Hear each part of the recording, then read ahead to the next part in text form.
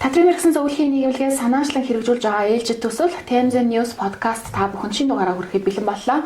Подкастын дэмжигч байгууллагаар Татрын мэргэсэн зөвлөх үйлчилгээний Jess Account Thames компани ажиллаж байна.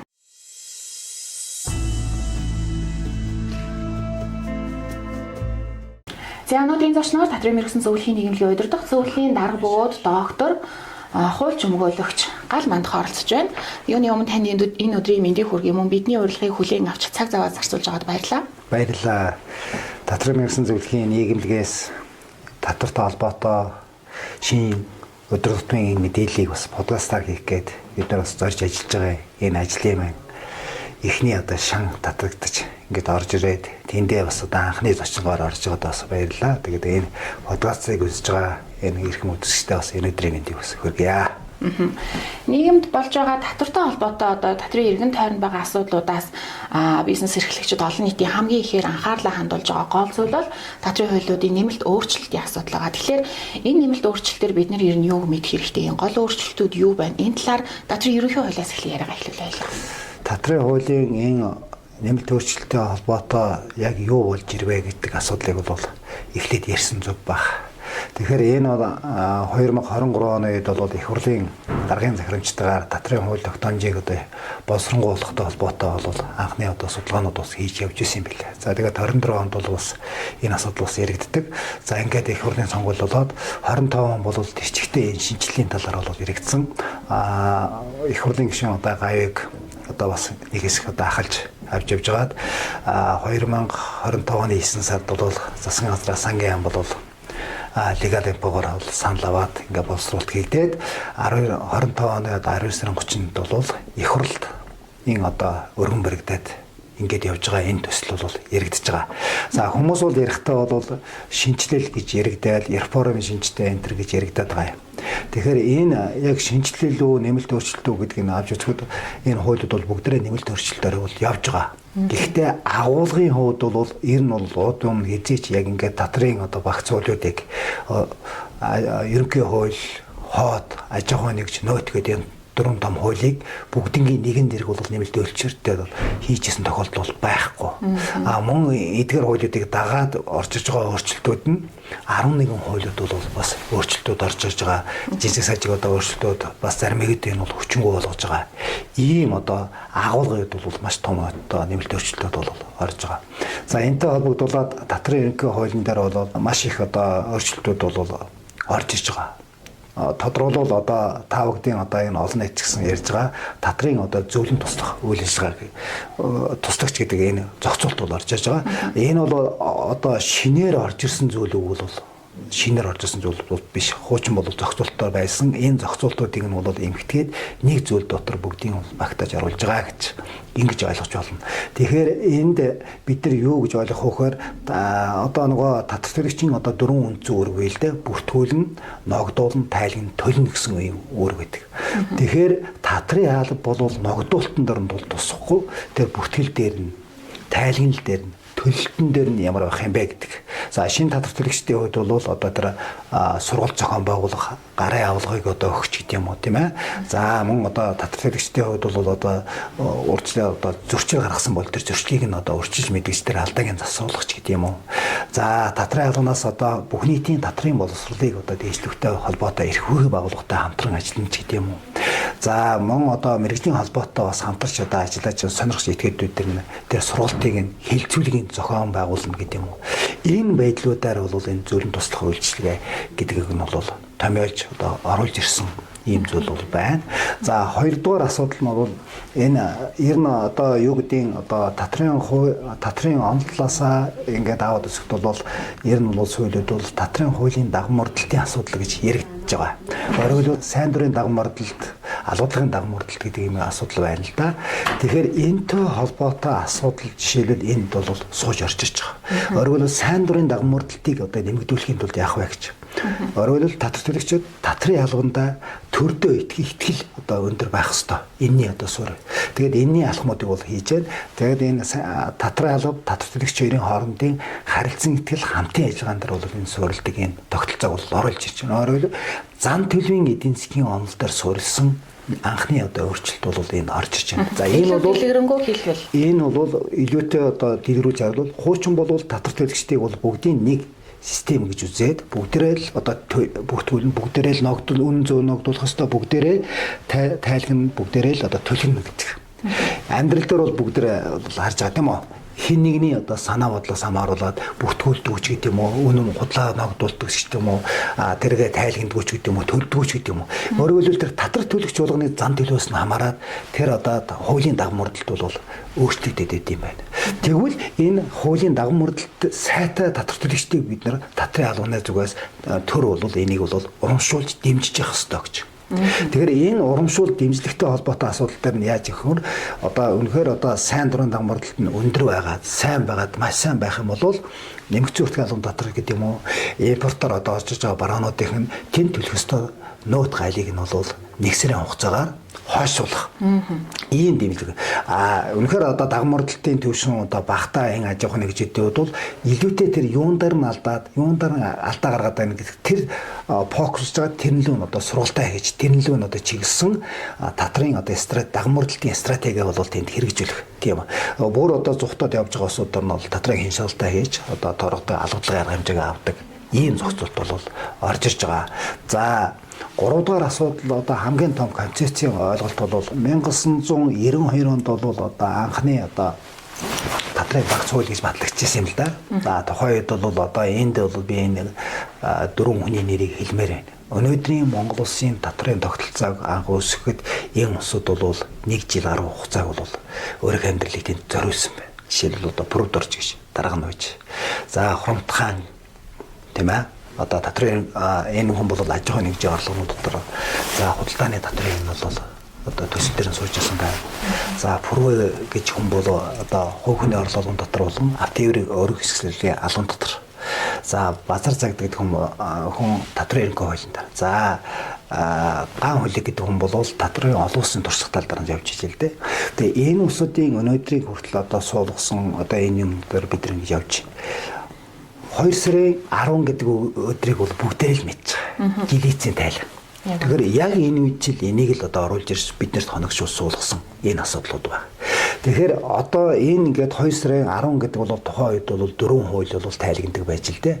Өнөөдөр 27-8 татвартай болцсон 4-7 дахин өссөн.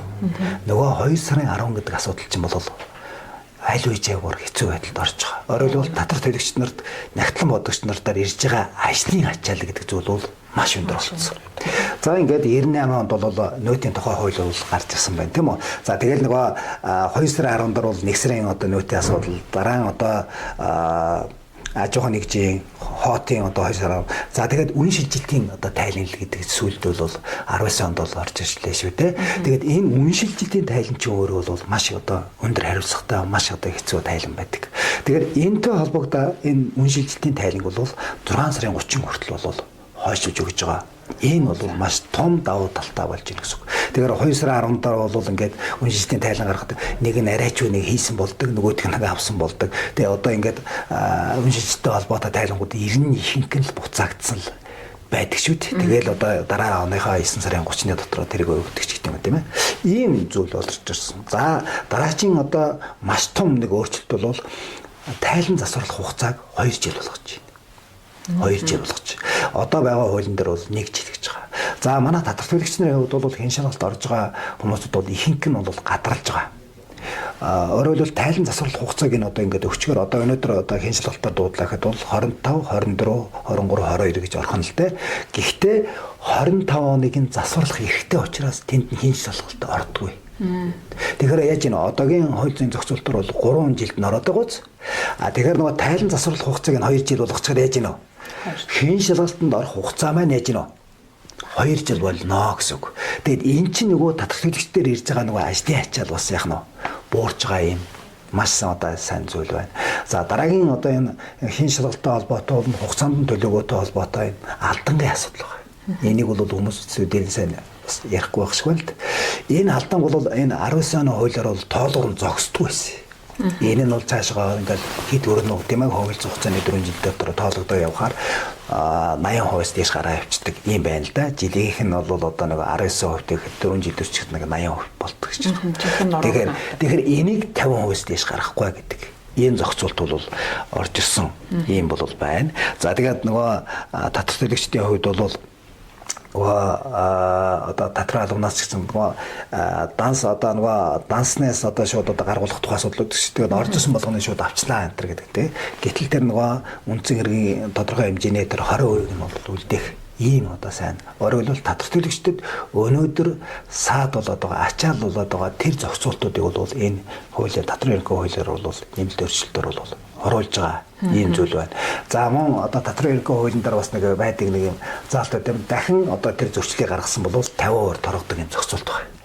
Тэгэхээр ерөн хариуцлагын эрхцүүдээр нэг зөрчил нэг л хариуцлах хууль илэгдэх байх хэвээр. Өөрөөр хэлбэл урд өмнө тэр зөрчил гаргалаа гэд тэрийг нь давхар одоо яллаад байж болохгүй байхгүй. Тэгэхээр энэ концепцийн хүрээнд бол тэр 50% торгуулаа бол энэ удаад бас хүчнэг болгож байгаа.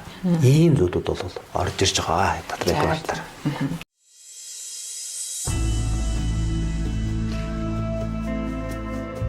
Хувь хүний орлогын албаны натрын тухай хуулийн тухайд за залуучуудын хувьд миний онцгойлон харсан зүйл хэм бол орон сууцны буцаалт 6 сая хүртэл байсан бол 15 сая болж байгаа юм байна. Энэ дээр ямар нэгэн цензур шаардлага байх юм уу? Өөр бусад бид нарт хэрэгцээтэй гоё заалтууд юу вэ? Хувь хүний орлогын тодорхойлолтоор ер нь Монгол улсын үндсэн хууль бол 1992 онд батлагдсан. Тэр үедээ батлагдахдаа үндсэн үүрэг гэж зүйл орж ирсэн. Үндсэн үүргийн одоо 2 дугаар зүйл дээр хууль тогтоомжоор заагдсан тэр татраа төлөх үүрэгтэй. Тэр нь юугаар илэрдэг гэхээр тайлагналаар илэрдэг. Одоо энэ хуулийн концепцээр бол тэр тайлагналтай холбоотой асуудлыг бол 3 сарын 15-ны дотор бол татрын албанаас цаанаас нь бол ингээд бүгдийг гаргаж ирэх юм байна. Тийм ээ. За тэгээд нөгөө татвар төлөгч нар өөрсдөө холбоотой тэр зүйлүүдийг чеклж үзээд за 6 сарын 30-ны дотор чеклж үзээд за ингээ боллоо гэж үзэх юм бол дараа оныхоо 9 сарын 30-ны дотор холбогдох татруудаа төлөөд явах. Ийм зохицуултыг бол нэгдүгээрт орж ирсэн байна. За энэ бол нөгөө Монгол улсын одоо үндсэн хууль заагдсан тэр татраа төлөх гэдэг тэр үндсэн үүргээр орж ирж байгаа. За энэтэй холбогдуулаад одоо нөгөө та бүдгийн одоо нөгөө цалингийн одоо хөнгөлтүүд байдаг шүү дээ. Одоо 20,000, 15,000, 10,000 ч гэдэг юм уу та тийм үү. За энэ хөнгөлтийг бол 50,000 болгож нэмэгдүүлж. Тэгэхээр одоо жилийн одоо нийт одоо жилийн орлого 6 сая төгрөг ногдох тэрийг нь бол чөлөөлж ийнө гэсэн үг. Тэгэхээр энэ хөнгөлтийг нь бол саяны одоо нөгөө 6 сарын 30-ны доторх тэр тайлагнал дотроо та баталгаажуулчвал та энэ хөнгөлтөө эдлүүлэх. Энэ өөрөөр хэлбэл үүргээ биелүүлээд дараа нь яах нь ирэхээ гэдэг энэ зохицуулт бол орж ирж байгаа. Саяны таны ярьсантай холбогдуулаад 6 сая төгрөгийн 15 сая төгрөгийн одоо боллоо гэдэг асуудал байна л да.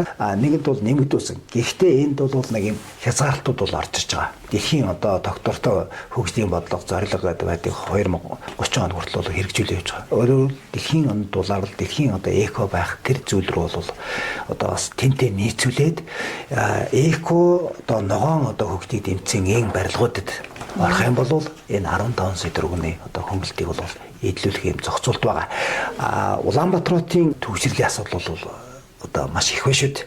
Тэгэхээр энэ төвжирэлтэй холбоотой асуудлаар бол энэ налаах багнуур тэрнээс цааш байгаа аймагуд дээр худалдаа авалт юм бол энэ бол үйлчлэнэ гэдэг ийм зүйлээр орж ирнэ. Тэгэхээр ердийн Улаанбаатарт ердийн одоо орон сууцсан дээр бол энэ бол байхгүй байхнаа л гэж ингэж ийм хязгаарлалт. Тэгэхээр нөгөө тэр нөгөө эко дулаалгын асуудал бас орж ирэх. Дулаалга сайтай одоо байшин барих юм бол энэ бас хөнгөлтийн бол ийдэл Улаанбаатарт. Тэгэхээр энэ дулаалга сайтай байшин байна гэдэг маань бидний хувьд юу вэ?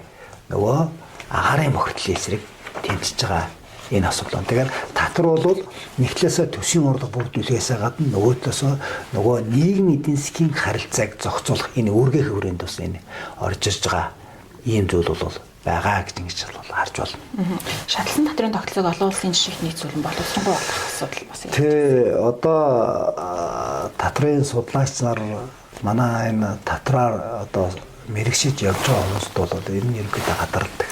1992 онд анх батлагч хойд бол татрын хувь хүний орлогын дотроо 6 шалтгаантай байлаа шүү дээ. одоогийн энэ шатлал бол 3 одоо шатлалтай байгаа. Тэгэхээр энэ юутай холбоотой гэхээр нөгөө ашигт усын онлоор буюу нийгмийн баялгаас хэн их хүртэж чинь тэр нь татраа илүү төлөх ёстой л гэдэг энэ суурь зарчим онолдоор суурлаж орчиж байгаа. Тийм учраас энэ шатлсан татвар гэдэг ялангуяа энэ орлогын татвар дээр яригдана. Хэрэглээний татвар дээр бол энэ яригдахгүй ийм зүйл бол байгаа. За тэгээд энэтэй холбогдуулаад юу гэж үзэж байна вэ гэхээр үйл ажиллагааны орлоготой холбоотой хэсгээр шатлсан татварын асуудал орж ирж байгаа гэдэг асуудал байна. Олон улсууд ч гэсэн одоо энэ шингээний орнууд гэдэг юм уу, энэ зүүн Азиудын хятад энэ төр гэдэг ингээд аваад үзэхэд бол тухайн улсын одоо хөгжингүү байгаа энэ төр гэдэг энэ төсөд эзэлж байгаа орлогоор нь бол авч үздэг л дээ. Тэгэхээр тэнд байгаа бол одоо төсөд эзэлж байгаа орлого нь бол хувь хүний орлогын унтран зогсолдог. Гэтэл манад бол эсрэгээр шүү дээ. Энэ дотроо хувь хүний орлого албан татрын одоо гол одоо зонхлох татвар нь 80%-ийг нь бүрдүүлэн цалин өссөн шүү дээ. Тэгэхээр үйл ажиллагааны орлого гэдэг бол бүр одоо тэрнээсээ одоо 7-8 дахин одоо бага хэмжээний орлого гэдэг. За тэрнийх нь 50%-ийг нь нөгөө хэлбэршүүлсэн горимтой нөхдүүд ингээд бүрдүүлж байгаа.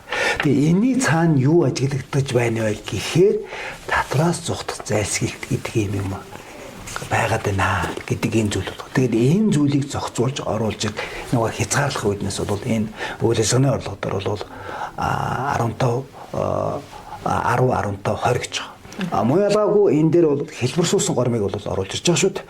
400 сая төгрөг хүртэлх одоо борлуулалттай хувь хүн бол өөрийнхөө үйл ажиллагааны орлогоос татвар ногдуулах орлогоо 90% нь 10% тооцоод түүнийхээ 10%-аар татвар ногдол. Өөрөөр одоогийн 50 сая байсныг нь 400 сая болгож нэмэгдүүлж байгаа.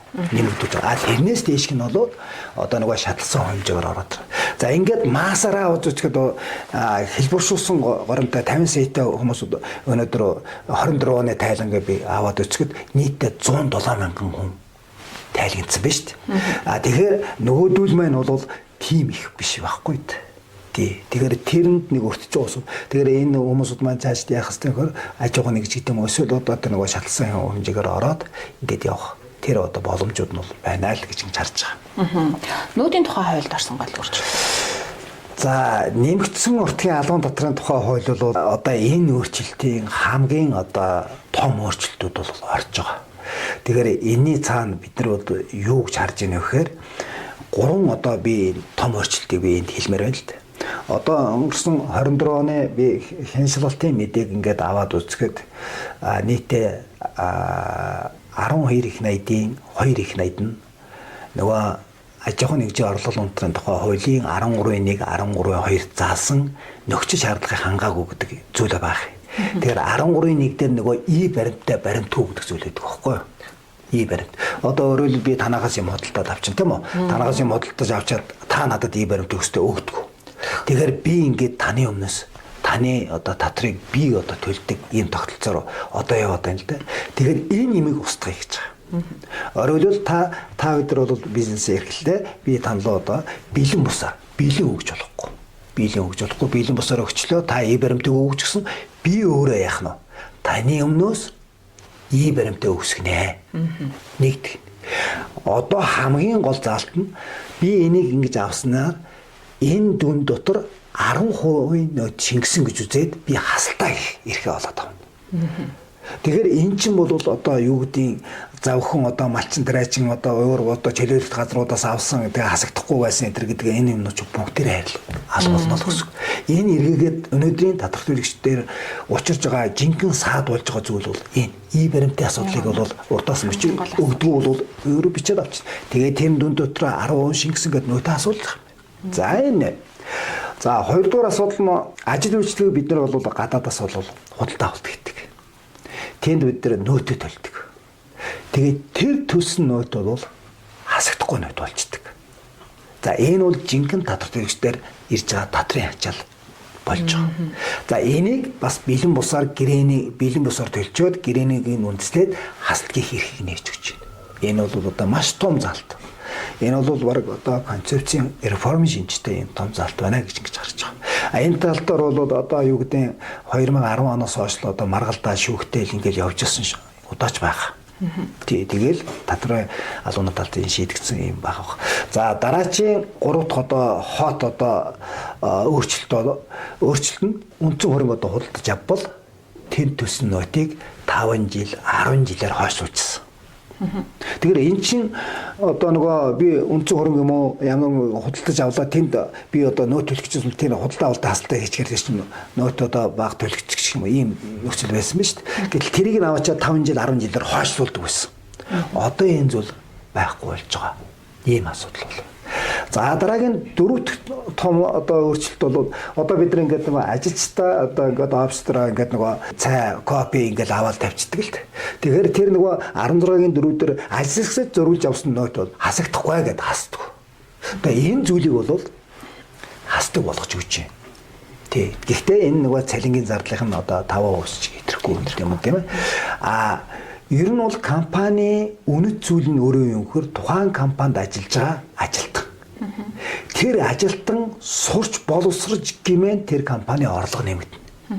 Тэгэхээр энэ аж ахуйн нэгжийн орлогын дотортойч бас хамааралтай. Энэ зүйлийг нь бол хасдаг болгож байгаа. Одоо сургалтын зардал гэдэг шүү дээ. Тий. Тэр сургалтын зардалыг хасахгүйгээр одоо бөөнд юм болдог. Одоо энийг нь бол хасдаг болгож байна. Аж ахуйн нэгжээс хасч өгч байна. Мөн ялгаагүй нөөтөөс хасч өгч байна.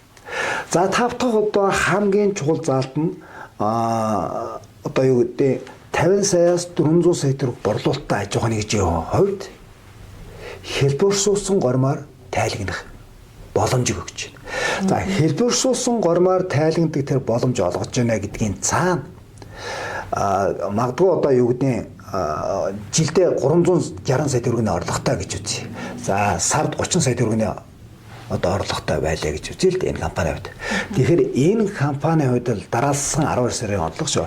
За тэгэхээр энэ компани хувьд хуучин одоо юу гэдэг үйлчлэгний компани гэж үзвэл бараа материалын хасалт хийх одоо юм байхгүй гэж үзэл. Тэгэхээр энэ 30 саяас л 2.7 сая за тэгээд нэг юм тог цахилгаан одоо бензин тос гээд нэг 700 мянган төгрөгийн юм хасагдсан. За ингээд нэг сард бол 2 сая төгрөгийн нөт төлдөг байлаа гэж үзэл. Тэгэхээр борлуулалтын орлогынх нь 90% тэнцэх хэмжээг нь худалдаа авалтын хасалттай нөт байна. Нөттэй худалдаа авалт байна гэж үзээд хасалтыг эрхийг нь өгчөж байгаа.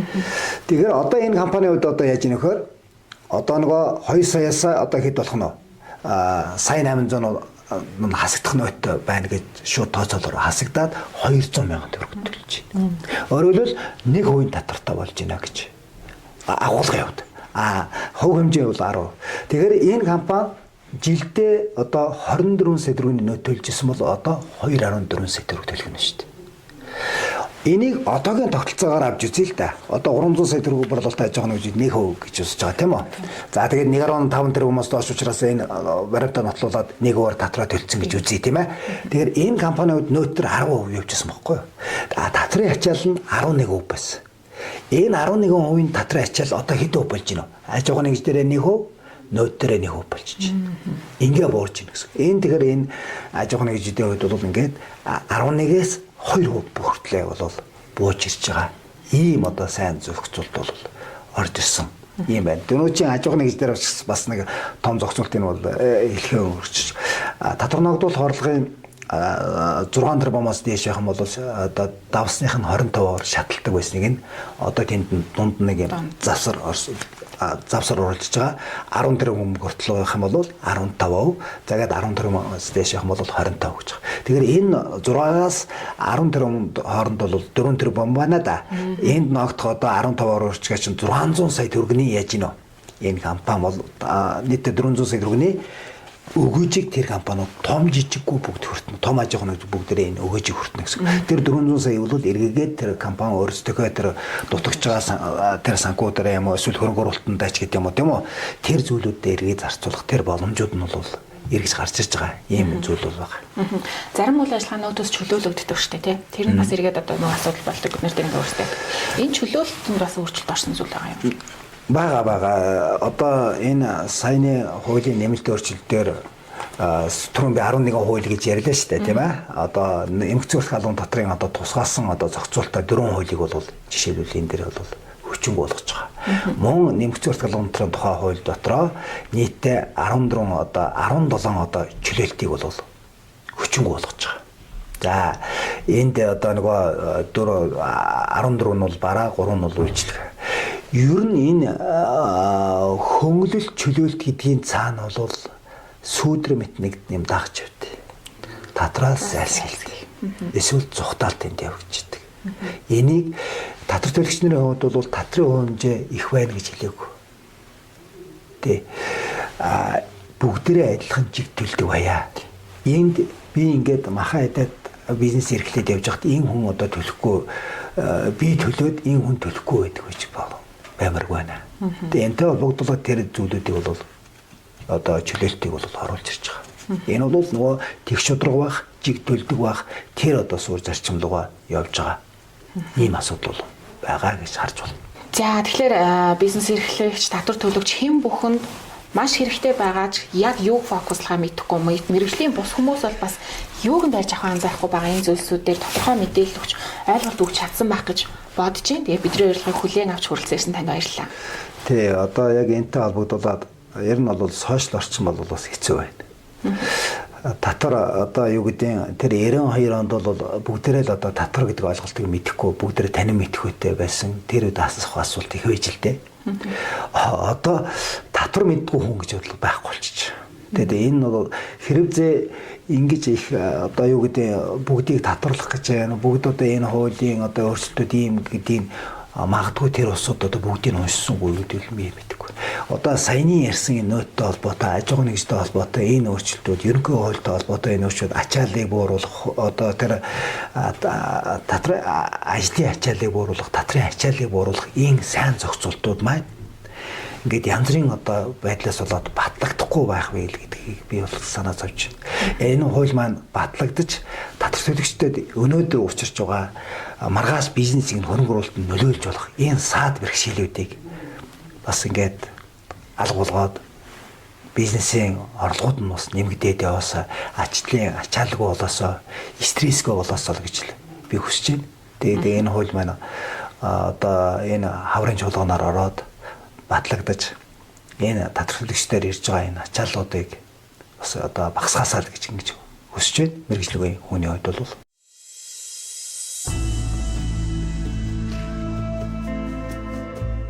TMZ News podcast-ийн эхний дугаартай хамт байсан үзэгч та бүхэнд баярлалаа. Мөн TMZ News podcast-ыг дэмжин ажиллаж байгаа JSCOM TMZ компани хамт олонд дахин талархал илэрхийлье. Дараагийн дугаараар иргэн уулзлаа. Баяртай.